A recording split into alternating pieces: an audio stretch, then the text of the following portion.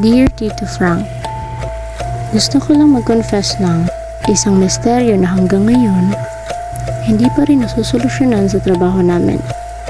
Nagtatrabaho ako sa isang BPO. Night shift, pagod, gutom, at sa industry namin, may isang bagay na pinagkakatiwalaan ng lahat. Ang ref. Isang gabi, nagdala ako ng pagkain. Pinag-isipan, pinaghandaan, pinaggastos. Nilagay ko sa fridge.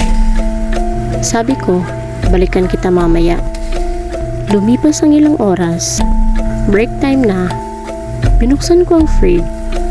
Wala. Hindi lipat. Hindi nahulog. Wala talaga. Sa una, kalmado pa ako. Baka maling shelf lang. Baka ibang ref. Lumipat ako ng kabilang pinto. Wala. Lumipat ako ng kabilang floor. Wala pa rin. Tiningnan ko ang lalagyan ng iba. May ulam, may cake, may milk tea. Yung akin lang ang nawawala. Kinausap ko ang sarili ko. Baka nakalimutan ko lang. Kinabukasan, sinubukan ko ulit. Iba na ang strategy ko. Nilagyan ko ng pangalan. Nilagyan ko ng date na please wag kunin. Nilagay ko ulit sa fridge. Lumipas ang oras. Break time ulit. Binuksan ko ang fridge. Guess what? Wala na naman. Doon ko na-realize, hindi na to normal. Hindi na to simpleng gutom. May milagro na sa fridge. Parang may invisible na tao na may superpower na pag pagkain mo yan, akin na.